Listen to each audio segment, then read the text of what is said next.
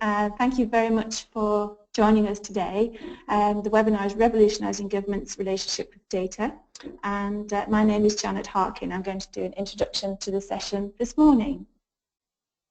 But before we start, I'd like to just try a little bit of housekeeping just to get us underway. I'd like, if you could please, just to familiarise yourselves with the panel on the right-hand side, and I'd like to do a quick audio check.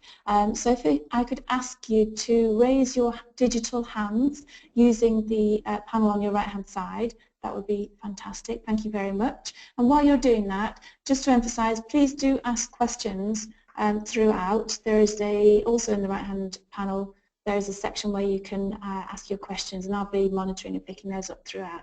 And we've got times during the webinar where I'll ask Daniel and Deven to answer them. We've also got a couple of polls and a survey that will automatically be served at the end of the webinar. We aim to have you on your way by 11:30. We have a lot to get through, but we do know that time is tight, so we will try and get you on your way by 11:30. Okay, so thank you. And I see all the lovely hands. Thank you very much. It's great that you can hear us. Fantastic. Okay, so on the webinar today, the speakers that are going to be taking over in a moment are Deven Ghelani and Daniel Cavanillas from Policy and Practice. Many of you will have met Deven and Daniel in the past, but in case you haven't, here are the faces to the names that you're going to be hearing shortly, which I think is always nice to have.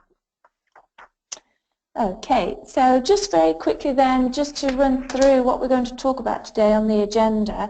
Deven's going to talk to you about why data is important, why we feel that data is so important, and also what we in Policy and Practice do with it. Daniel is then going to take over and give you a worked example of a data set to show you how we make the data more meaningful, what we've done for other clients in the past. And then Deven's going to finish up by just talking about the importance of data today and also how we could use it in the future as well. So that's pretty much the structure of the session today. But before we move on to that, I just want to, for those of you who are new to us, thank you very much. It's lovely to see you. So I just wanted to give a little bit of an introduction about Policy and Practice, just in case you've sort of not really heard of us before. So basically, we make the welfare system simple to understand so that people can make the decisions that are right for them. That is our vision, our mission. That's the thing that gets us out of bed in the morning. A little bit more detail on that. Policy and Practice, we have what we call an onion slide, which outlines a little bit more about what we do. So Policy and Practice is a social policy, software and consulting business. And we were founded by Deven, and Deven was a part of the team that developed universal credit at the Centre for Social Justice a few years ago. And when that policy was adopted by government, he left the Centre for Social Justice to set up Policy and Practice because he was keen to make sure that the policy intent was actually put into practice. And since then, and together with the team that he's built Policy and Practice, Deven's facilitated conversations between leading lights local authorities and the Prime Minister's office to ensure that frontline feedback is fed back so that how the welfare policies are actually being implemented is heard by those who are creating the policy. And that's really important for us. In addition, Deven and the teams helped local organisations to understand the aggregate and cumulative impact of welfare reform changes on their customers so that they can accurately target support programmes. And finally, then to close the loop, the software that we've developed has simplified conversations that frontline advisors can have with customers by clearly showing what benefits they can get under the current system and when they move into universal credit, comparing the two side by side using data visualization and color and graphics as opposed to just text and numbers. So that's a quick canter about what we do, and indeed if anybody wants a little bit more of an introduction about us as an organisation, I'd be more than happy to expand on that. As I say, conscious of time, so I think what we're going to talk about now, I'm going to hand over to Deven and he's going to take you through the importance of data. Thank you, Deven. Great, thank you, Janet. I hope you can all hear me okay. I just want to kick off, I'm going to go back one slide actually and kick off with this slide because I think it also leans into what I think is at the heart of this presentation, how you make data meaningful. The way in which we make data meaningful is to start at the individual level. So we work with household level data, so you can map exactly what's happening to the individual. And then we build that up so you can to help organizations make better policy and strategy decisions by understanding how a neighborhood or a ward or a borough is affected. And that builds all the way up to national policy level. So some of our analysis on cities or across the country has been heard by DWP, and we hope has had some level of influence on the direction of policy that they're choosing to take. So that's really how we make data, at the heart of this is how we make data meaningful. It's by starting at the individual. But I thought I'd start at the start by saying a bit about why data is important. And this quote that I think Janet found originally was from a data scientist, Edward Deming: "Without data, you're just another person with an opinion." Now, there's nothing wrong with opinions. I'm a big fan of them, but it's okay to have opinions. But when we think about how we make decisions and how particularly large organizations are making decisions, local authorities, national governments, you need something behind that to validate, because there'll be lots of opinions flying around. So we know that data is important. We've got a range of organizations. I think data is a big topic now. You hear the term big data bandied around. I'm not a huge fan of it, actually, because I think it sort of makes data less meaningful just by talking about big data. You've got other organizations, though, that are calling for a bit more of a meaningful understanding of why data is important and how to use it. So Nesta, there's a couple of links in this slide deck for later, but Nesta are calling for an Office of Data Analytics across London. You've got Greater Manchester Connect, GM Connect, who we're talking to about effectively doing the same thing across the boroughs of Greater Manchester. And there's another blog that, again, Nesta have written that I think was really powerful, and they argue that working smarter and using data more intelligently is the only way that local government can meet the funding gap that it's about to see. There's a really powerful sense of just how big that funding gap is in that blog. Another reason why data is important is that whenever we engage with the DWP, and I think one of the reasons why we're asked to and are able to engage with the DWP is because they're always calling for better data on the impact of interventions, on the impact of policy initiatives. And I think the higher up you go, the more important data becomes. So particularly when we're talking at ministerial level, they really care about, they understand that stories and opinions and case studies are really important and powerful in communicating the message. But when they're making policy decisions, fundamentally they always look for the data behind that. So it's really powerful there. Another thing we've seen as we've worked with local authorities across the country, that many of them have their own insight and business intelligence teams. That shows that at some level, at the chief executive or at the policy and strategy level, there's a recognition that data is important. And I think it's worthwhile asking that, acknowledging though that using data is difficult. I think one of the reasons it's difficult is because making it meaningful is important. Data can put a lot of people off. But even if you're interested and understand the value and power of data, then making it meaningful is quite a job. So I just put this together and just thought about actually what are the steps in trying to make data meaningful. First of all, you have to get the data from different departments or from the data person in your team. It's amazing how common it is. There's just one data person in this in some of the teams that we work with. You have to get hold of the data. You have to clean data because it's often inconsistent. It depends on how it's been entered. My surname's Ghelani. The number of times that's misspelt can make it very tricky to, I'm sure, match records at the local authority I'm in, Hammersmith and Fulham. Structure data so that it can be manipulated at scale. So having clean data, having one data set, okay, that's okay. But if you want to make the energy and effort you're putting into data useful, you need to be working with it. You're probably going to be working with it again and again and manipulating it at scale. So you need to structure it in that way. So creating that right sort of data model to work with. You need to analyze the data. That's what you need to do to produce meaningful information. So you've gone from data to information. And then you need to turn that information and apply it in order to make it really insightful and help you to determine what decisions you can make. So the application of the information is actually a whole different step from getting the information in the first place.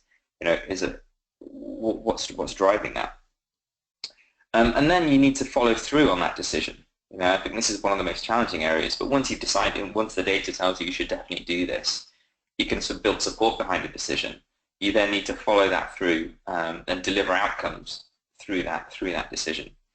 And I think it's just important to acknowledge that these steps exist.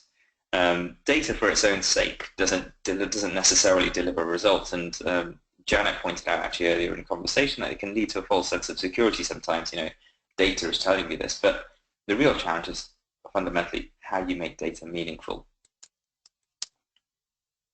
I think it'd be worthwhile calibrating here and just asking, we've got a poll here that I'm going to try and start now. Actually, I don't have control over the polls. So Janet, Daniel, I'm not sure whether one of you guys have polls in your controls. But if you do you want to start them now? Brilliant. Okay, thank you. So where does your data come from? I just think answering this question will give you 30 seconds, 45 seconds just to answer this. If you can select, do you get most of your data from DWP and central government sources and websites like NOMIS? Do you have your own local authority insight team that does most of your data pulling together for you? Do you have your own departmental team that sort of finds that data? Do you not have any data, or are you not sure? I think it'd just be helpful just to know. It'll help us to gauge the audience if you can just complete that poll. So Daniel, Janet, I'm not sure which one of you kicked off the poll, but you should be able to see how we're going with progress, and then hand back to me when it's finished.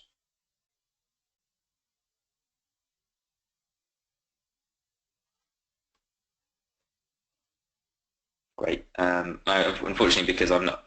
Oh yes, okay. We've got some of the results. So your departmental team is by far and away that's where your data come from. So you've got some data already. Some of you unfortunately don't have any data, and so some of you get it from your own departments, some of you get it from national sources, some of you have your insight teams. And I think it's just helpful for us. It really helps us to calibrate, and it's always helpful to share what others are doing as well, so you can start to understand sort of where you are in the context of some of your peers. So what if data could tell you something like this? Mrs. Biggins at 73 Acacia Terrace will be affected by all welfare changes, not just one, but by all of them together, by £15.62 per week to that level of detail, and she has high barriers to work because she's a carer. What if your data could tell you to that level of detail, that level of information about each one of the low-income households in your area? I think it can. So I'm going to hand over to Daniel to talk a bit about how we use data to show that. So Daniel, if you unmute yourself, I'll hand it over to you. Thank you. Make presenter. Great. You should have that now. Hello, everyone. So just picking up where Deven left this, I'm just going to go very quickly through what our overall approach to data analysis is.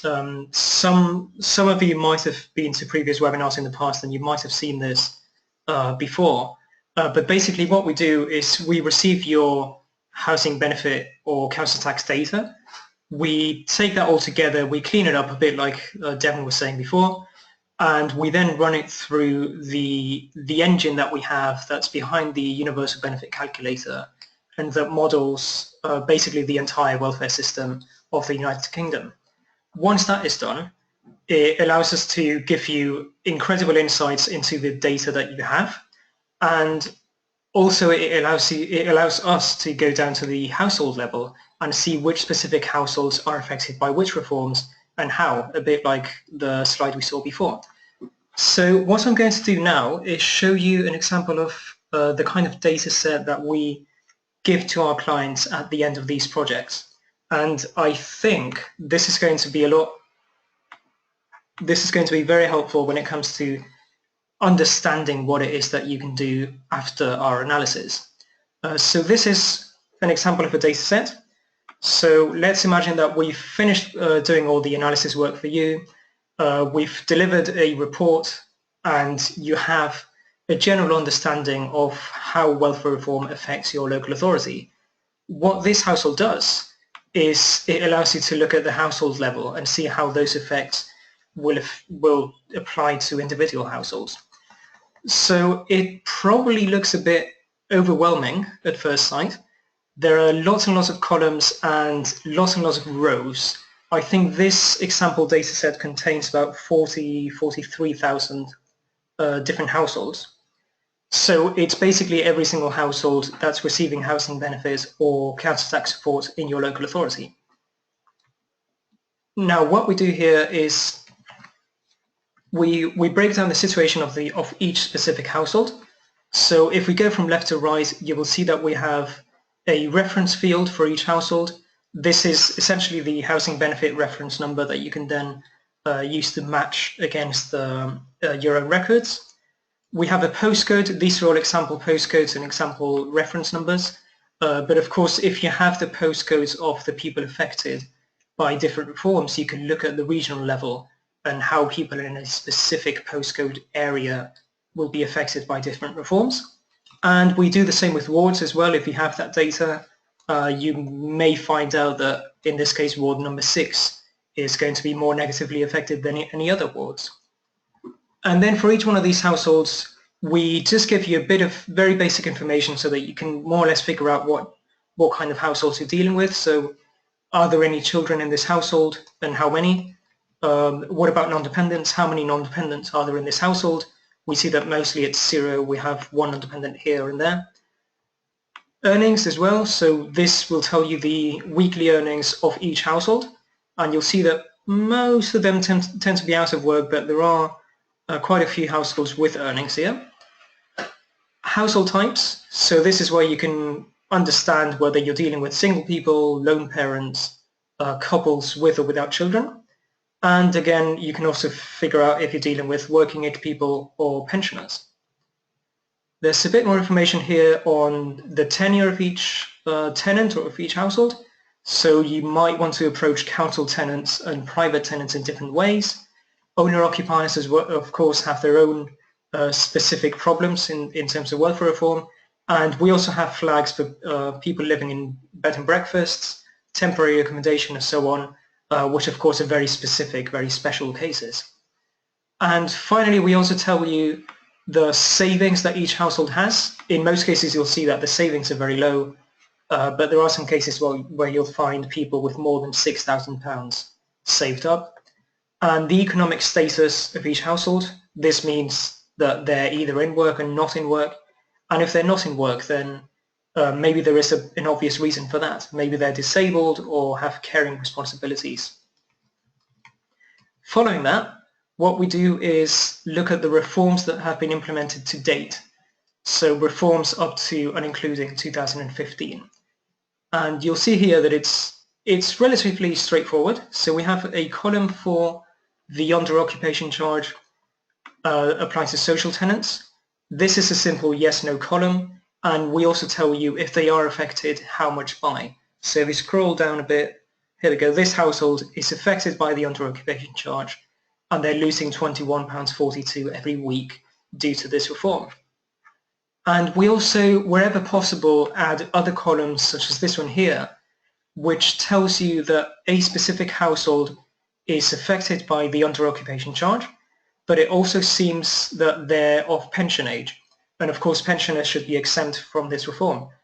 In many cases, this is due to the DWP being a bit slow exempting people when they've just turned pension age.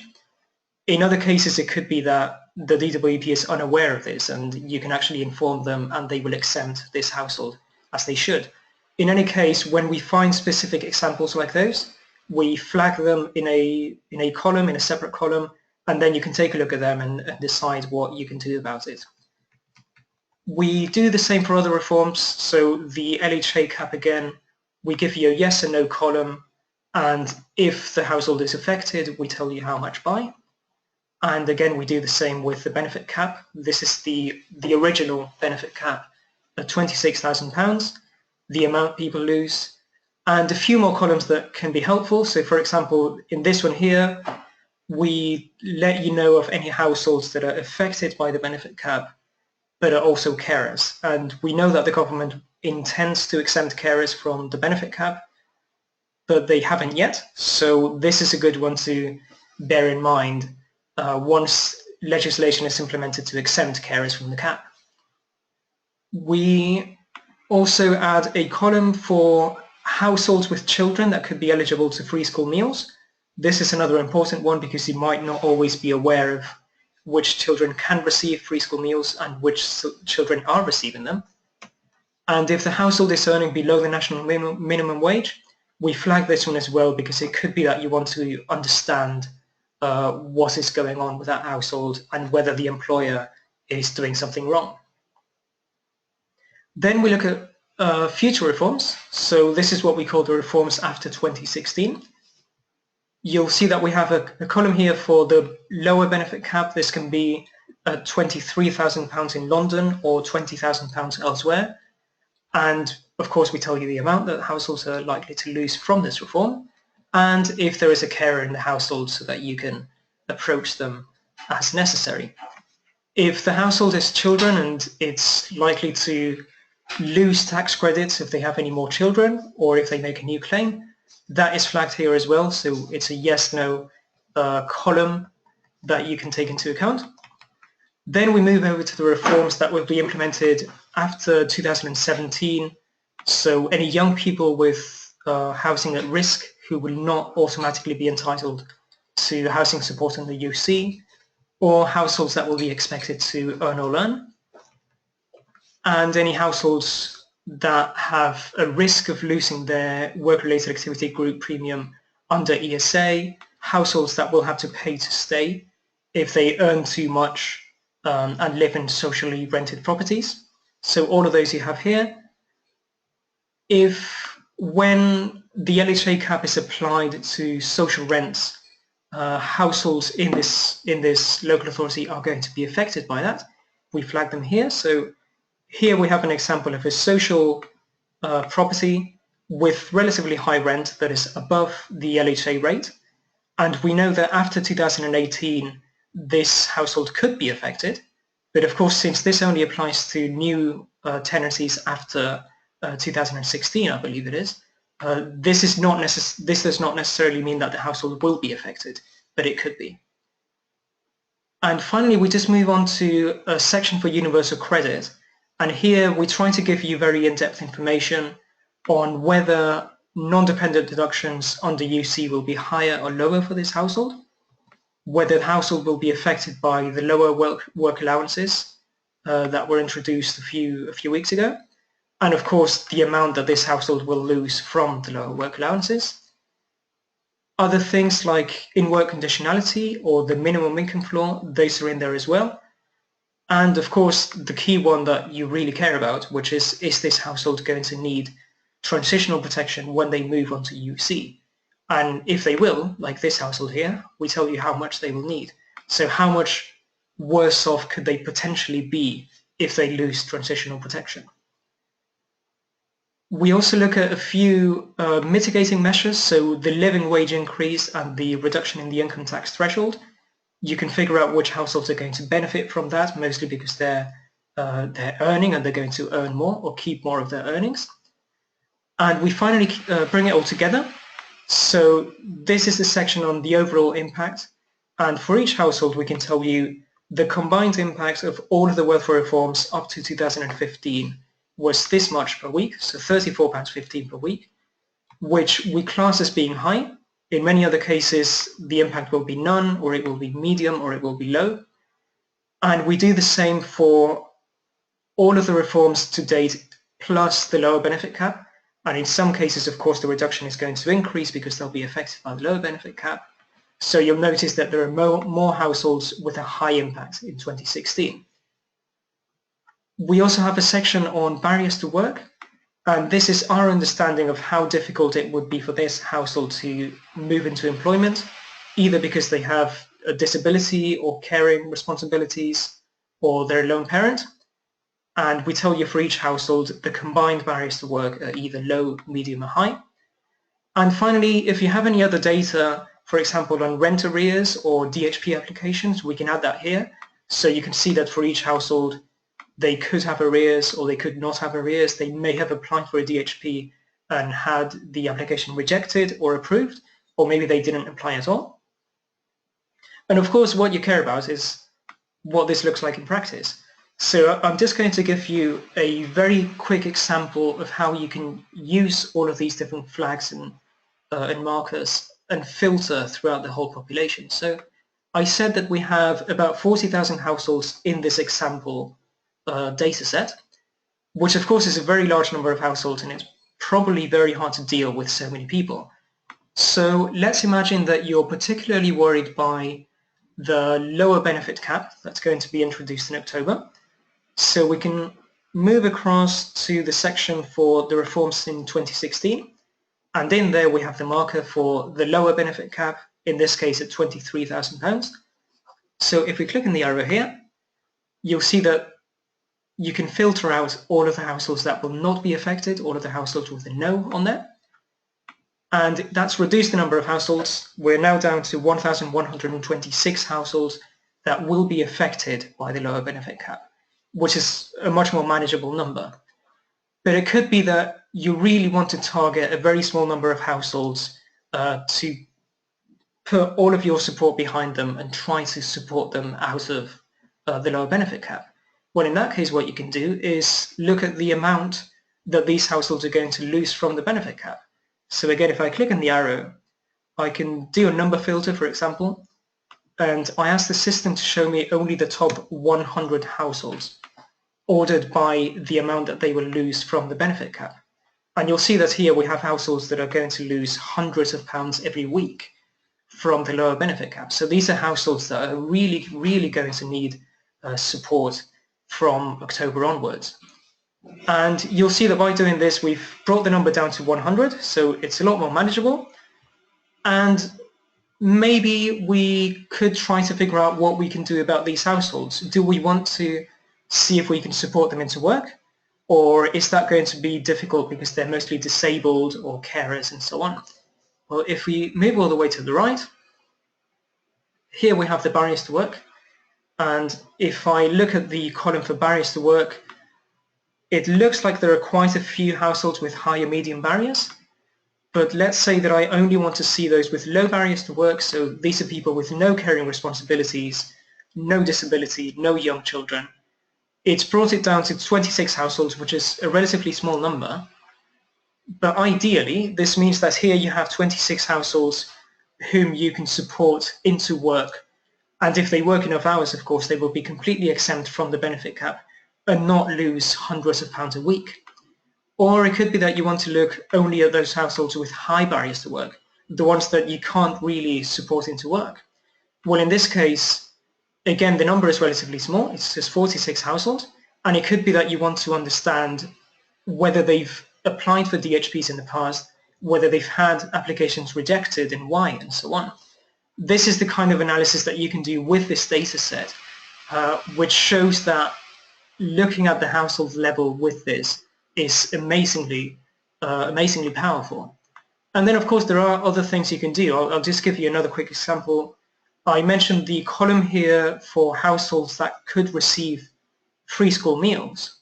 And of course, we know that there's the pupil premium in place in England, which means that there's support from the central government for households, for children that receive free school meals. Well, in that case, you can ask the system to show you only households that can receive universal free school meals. And we see here that there's about 2,500. And out of those, you can figure out, also matching against your own systems, how many of these households actually are receiving free school meals. And if there are some that are not, then you could ask them to apply for free school meals, and the pupil premium should be paid by the central government. This is a very clear cashable return that you can obtain from the data. So these are just two very quick examples of what you can do with the data. Of course, if you have any questions about other things you can do, feel free to ask.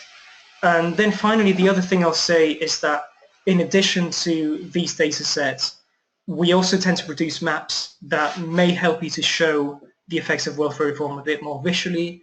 For example, if you want to present to members. And here you have just the depth of the analysis.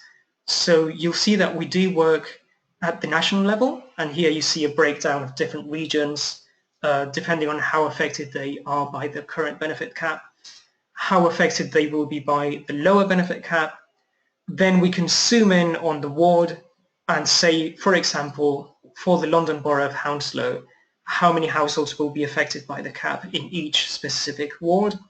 And we can even go into wards and look at different neighbourhoods, how many households in each neighbourhood within a ward will be affected.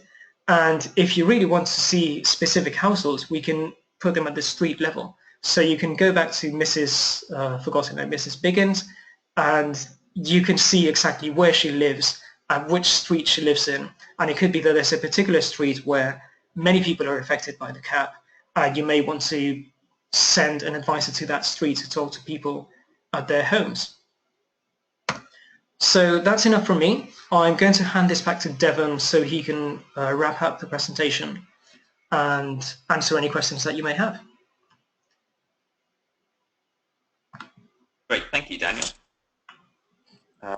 Do let me know if someone can, I guess, share my screen. That should work. Yeah, there you go. You should be able to see my screen. Thank you. I'll just get back to where Daniel left you. And I think it's worthwhile, this is a very short demonstration because it is going down to the household level. So we saw, as Daniel in the last slide, the map of actually seeing what's happening to each individual household here. And it's worthwhile showing how the analysis works. So this is the other piece of software that the data is run through. It also works as a live example. So if you were to send that advisor to that street, this is what you might want to do with her. So you might have seen her before. So you can load up her history from previously. In this case, it's a lady called Manisha. She's just moved on to Universal Credit, which is why you're going to see her. She's 31 with one child who's 8 years old. She's currently out of work. So you can see her out of work entitlements, and she can see all this as you can do this with her. She might be considering moving into work, so 16 hours a week. She can see that she'd be better off under Universal Credit. And we don't just stop there. You can search for a job once you can see that she's better off.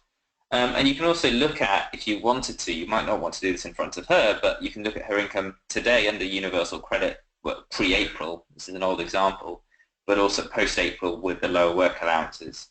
You can do that for a whole range of reforms. So that's what we're doing with each individual record within your data set.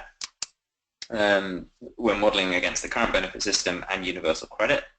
We're looking at planned and prospective changes in government policy. So we can model things that they've said they'll do and things that they, in legislation it's already enshrined. And we find that this is more accurate than other approaches of doing this. So if you look at each policy in isolation, it's not the same as looking at all of these policies together because they have knock-on effects. So if you're going to model an increased living wage, that then has a knock-on effect on your housing benefit. So it's not straightforward as doing each policy one at a time and adding it all up. And this is another case study. So this is actually from a report. We were asked to pull out interesting case studies just to try and make it a bit more real for members. What we found is that you've got a case study here. A single woman who's 49. She lives with her 5 children in a 5-bedroom private rented property in North London. She pays rent of £381.61 per week and is out of work. She would be entitled to that level of housing benefit to cover her full rent if she were exempt from the benefit cap. But because of the benefit cap, she is only able to receive £80.50 each week because her benefits combined are well over £500. So her shortfall, because of the benefit cap, is £301.11. The household has received 4 short-term discretionary housing payments to help pay for accommodation. These awards were of £294 per week for a total of 41 weeks. So that's quite a lot of money that's being spent on this individual. Now, when we looked at this in some detail, we also found that the partner in that household was working 20 hours per week. So clearly some support has gone into supporting this young lady. But it was also clear that actually because of that, if she were only able to find an additional 4 hours of work per week, she might be exempt, and that would save these DHP payments, which, 41 weeks times by £300 is quite a lot of money. I went to try and do the maths in my head. So you can actually use the data just to try and bring it a bit more back to life. And I thought, it's worthwhile touching on how others are using this analysis. So we've worked with a number of councils across the country. A few examples. So Birmingham City Council wanted to identify households most vulnerable to welfare reforms, because they were keen to just ensure that support got to the most vulnerable households. They see that as a key responsibility, and saw that they wouldn't necessarily be able to do that just using DHPs as they had done in the past because of the scale of welfare reforms this time around. We've also got North Hertfordshire Council, where we're accurately forecasting the cost of council tax support schemes. They had an underspend in their council tax support scheme, and they wanted to increase that underspend.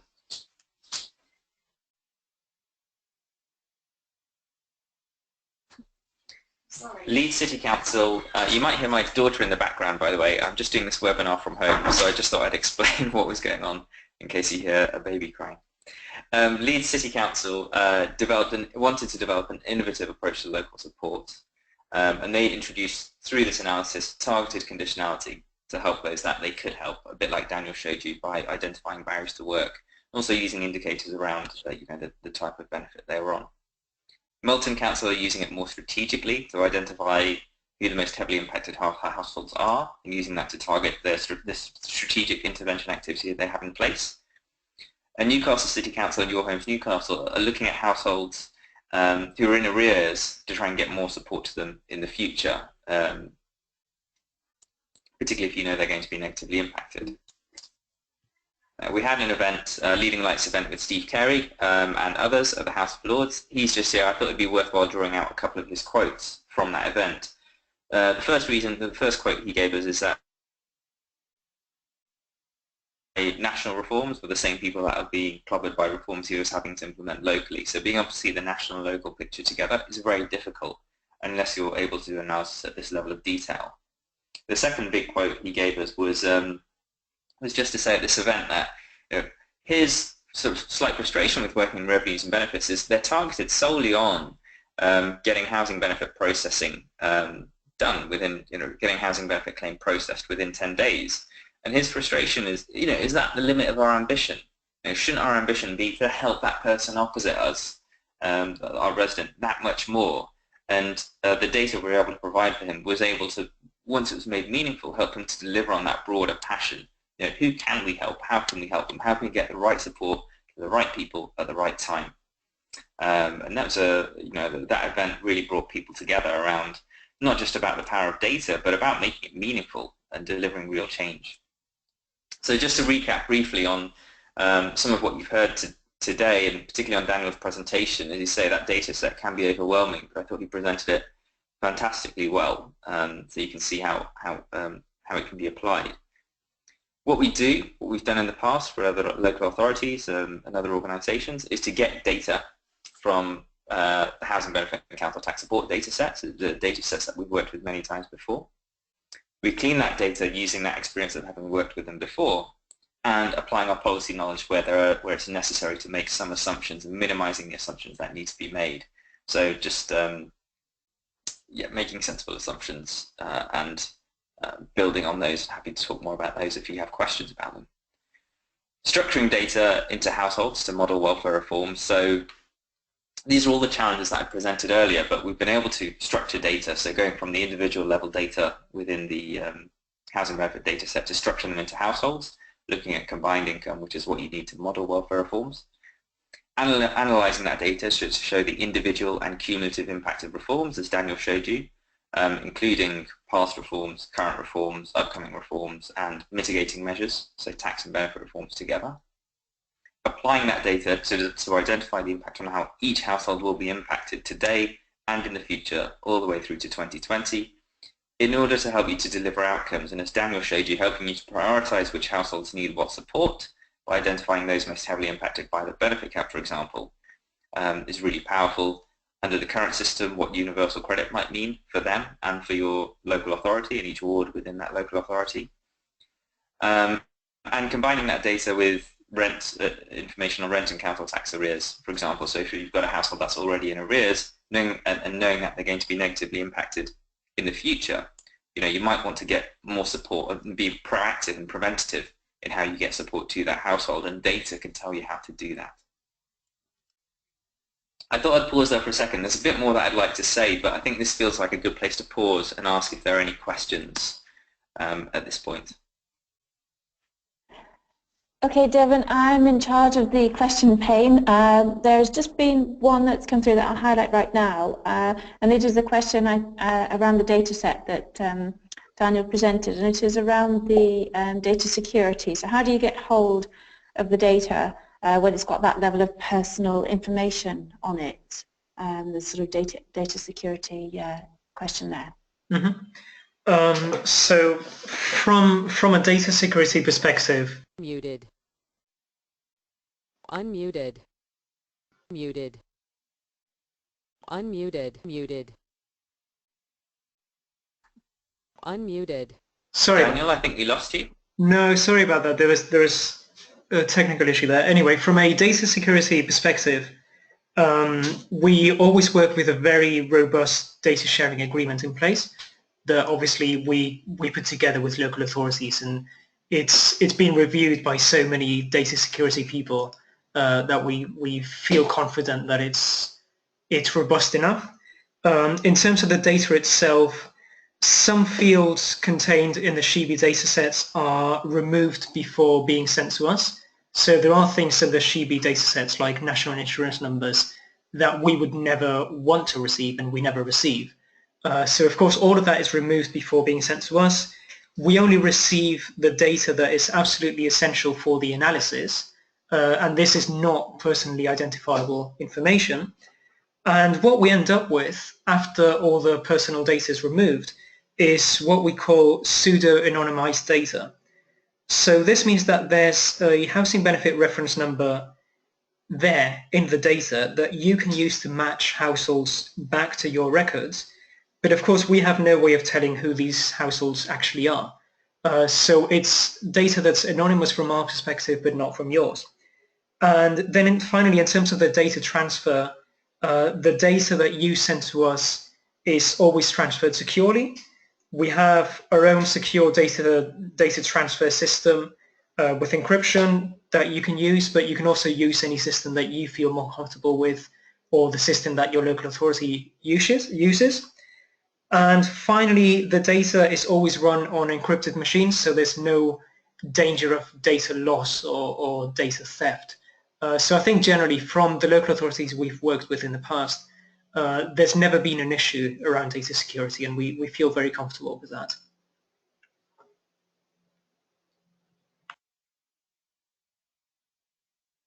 Great, thanks, Daniel. Are there any other questions, Janet, at this point?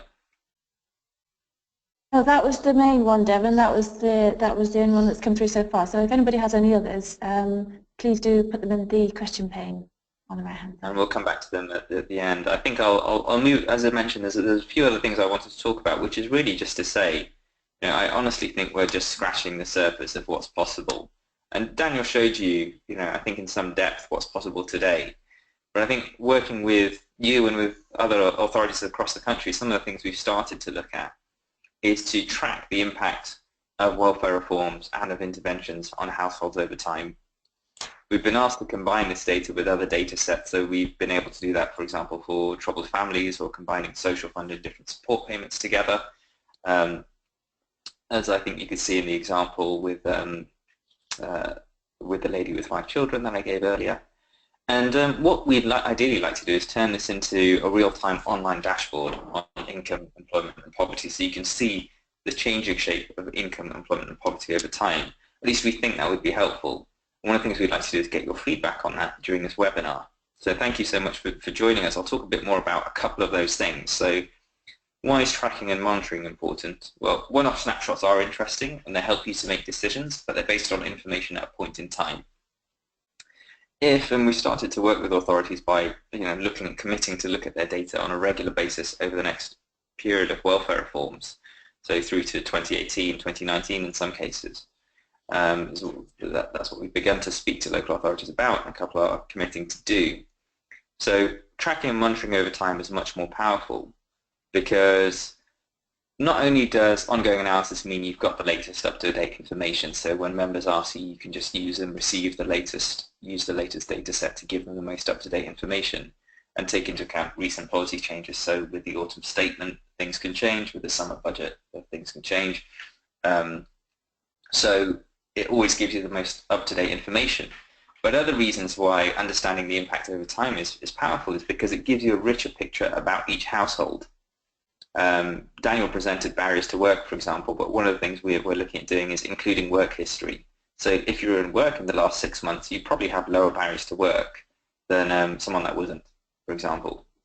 You can also look at the impact of past interventions. So as the benefit cap comes in, are you actually, if you've got a household that's already in arrears and is going to be more in arrears in the future, did that intervention make an effect, have an impact versus perhaps other interventions you tried to work with on similar households? And because we work with authorities across the country, we're hoping we can learn quite a lot about that, about what works, about what's most effective, and how to make most of the limited resources available to local authorities.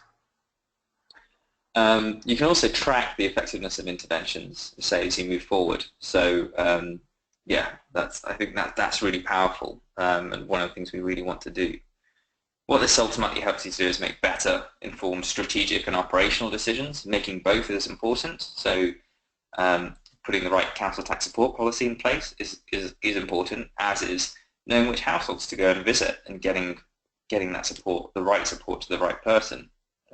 Again, if they've got high barriers to work, maybe they need financial support, whereas if they've got low barriers to work, other forms of support toward independence might be more appropriate.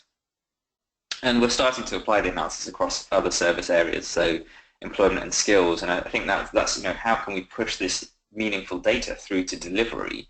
Well, actually, there are probably teams across the authority that could make use of the data set that local authority revenues and benefits teams hold, not least employment and skills, possibly children's services, possibly, and we're starting to explore these areas. I'll just jump out now as well and show you, this is just something I worked on just the other weekend that I wanted to show you.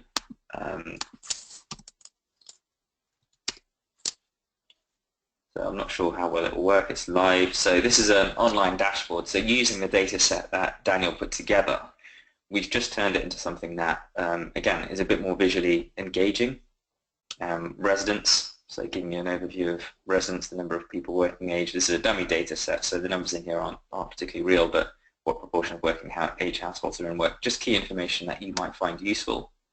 The benefit cap, understanding how many households are capped today versus in the future, and then receiving that list of them. Again, sorted in this case in reverse order by the amount affected. Universal credit, which households are better off, worse off, the same. And then also the ability to download that data extract. Now this is just something very quick we put together. Sorry. And the difficult thing is not, the difficult thing here is not really putting the dashboard together. It's about understanding how to make the data meaningful. Which questions here are the ones that are most important to you. So it's something that we'd like to work with you toward, because I think it would make data more easily accessible and more meaningful to people. So having talked about a few of those, we've got another poll here, and it'd be really useful to know what you're interested in so we can push our development and our energies in the right sort of areas. Again, I'm not controlling the poll, so perhaps Daniel or Janet can kick the poll off to ask what you're interested in the future. You can select one or more of the following. One-off snapshot analysis, ongoing tracking and monitoring to stay up to date with how households are moving in and out of employment, into and out of poverty, and what's happening to their income.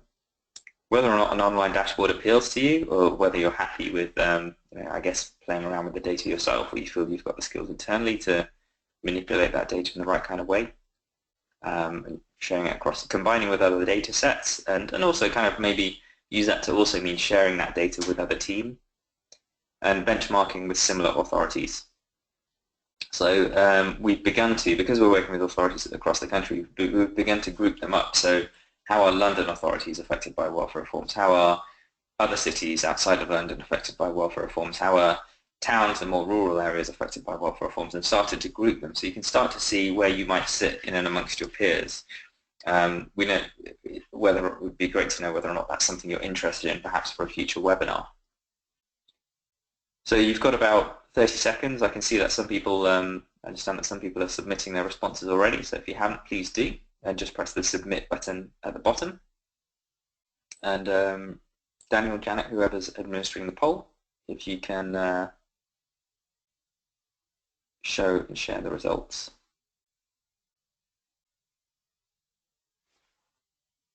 Great. Okay, good. Well, that's very useful to see. I saw that ongoing tracking and monitoring was powerful. Combining with other data sets was powerful. Benchmarking you seem interested in, and that might be a topic of a future webinar, so do keep in touch with us. I know we've sort of started to look at that, and it'll be great to share some of what we found with you, a bit more widely. And really, this is hopefully the passion that we feel for making data useful and turning it into, from policy into practice, from data into practical decisions, meaningful decisions. You can understand how passionate we are about it. Join our rally cry is the call that we're making. We think that you, particularly those of you who are here from local authorities within revenues and benefits teams, we think you can be at the heart of a data revolution in your local authority. We want to work with you so we can learn from you, because each time we work with a local authority, we learn something new about how that data can be applied, and we can share that with all of the other local authorities that we work with, creating a really positive, virtuous circle. And hopefully we can help you, to learn from each other, and that's something that we've been able to do for a good number of local authorities across the country now, in a growing number. Another thing that's really important is just to recognise, one other question that we sometimes get, and I'll hand back to Janet if there are any more questions, but one other question we sometimes get is, well, the housing benefit data, as people move on to UC, that's going to fall away. We know it'll be around for some time because the managed migration of universal credit isn't scheduled to begin until late 2018. But we do think it's critical that we call with one voice for data sharing from DWP. And the best way we can do that is to show DWP how we're using this data today, and how, if we lost it, the power to use resources to get the right support to the right people at the right time and use resources as effectively as possible is under threat and could be lost. So one of the big campaigns that's why we hold events at the House of Lords, is to call with one voice for data sharing from DWP. Some of the impacts we've had around that are quite powerful. So when we presented this before, we did some tax credit analysis, which we presented to the DWP, and it made the House of Lords debate, had front page news. So this data can be powerful, and I think continuing to show that in lots of different ways will be helpful. And we want to also, just again through that, make the case for your role in local welfare delivery. Not simply because you're well positioned and there's a strong narrative around it, but using clear-headed analysis to show that you're able to deliver outcomes. If you get the right support, you are able to use data meaningfully and in the right way. And using that longer term analysis, it's really delivering change and transforming people's lives, as we know is so important to the new Secretary of State for Work and Pensions. So, that's what we're passionate about. It's about turning data into something that really makes a difference to people's lives, as I know I'm sure you are passionate about as well. I'm going to hand over to Janet now. Sure. And Deven, just before you do, I have one final question for either yourself or Daniel, and it is again to do with the data sets, and the question is around, can you look at council tax reduction schemes? Oh, yes, we can. I mean, I'll hand back to Daniel, can say a little bit more about that. We actually had a webinar on Unmuted schemes that Daniel presented with Paul Howarth just the other week, and where we shared some of the work we've done on that before.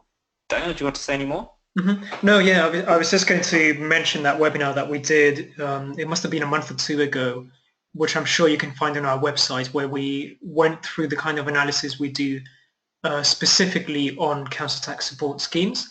There's been quite a bit of interest in those. Generally what we tend to do is work together with the local authority to figure out what their concerns are regarding the current council tax support scheme, what their worries are with the rollout of universal credit and other welfare reforms, and then we try to model different schemes that they could apply to address those concerns. So generally we tend to model about 4 or 5 different schemes that they could implement, and of course at the end of the day it is a political decision they have to make about which one they want to prioritize. But with the data that we give them, that decision is a lot easier, and the effects of that decision are a lot clearer. Great, lovely. Thank you, Daniel. And indeed, if anybody does have any other questions, I shall be following up with an email containing this webinar recording plus the slide deck, and you'll have my contact details there. So do feel free to send me questions directly. As the slide there says, we have the next steps. Immediately after the webinar finishes, there's going to be a survey that automatically comes up on your screen, and we'd be ever so grateful if you would just take a couple of minutes just to fill that in. It's just to give us some feedback on what you've heard today, and also there's an opportunity for you to ask for further information as well. In particular, what we have got for you, which might be very interesting, is if you would like to see some of the existing client reports that we have produced for other clients. We have had permission from some clients to share their reports with other local authorities. And so, yeah, they make very interesting reading, I think. Equally, do request a dataset demonstration, specifically if you want colleagues to hear what Daniel talked through, or if you have specific questions that you'd like Daniel to just take you through. Pricing details, and also just some testimonials as well. So lots more if you're interested, do say. And that just leaves me to say thank you very much for joining us today. It's been great to have your company. And as Deven says, you know, we really are very passionate about making this data as meaningful as it possibly can be, and there's much more that we could do. The contact details for Deven and Daniel are there on the screen, so do feel free to contact them directly, or indeed our email address, hello@policyandpractice.co.uk. Just one last final plug of our website. Deven mentioned there's some blog posts. There are lots of information on those blog posts, and you can sign up to receive them via your email inbox. So please do so you never miss one of our blog posts again in the future. So that's it. That's all I have to say, unless Daniel or Deven, you have one more final word to say. Just to say, I hope you enjoyed the dulcet tones of my daughter in the background and the occasional nursery rhyme through the closed door. Sorry about that. But thank you all for joining us. That's the main thing. That's great. Lovely. Thanks, everybody, and take care. Chat to you soon. Bye-bye.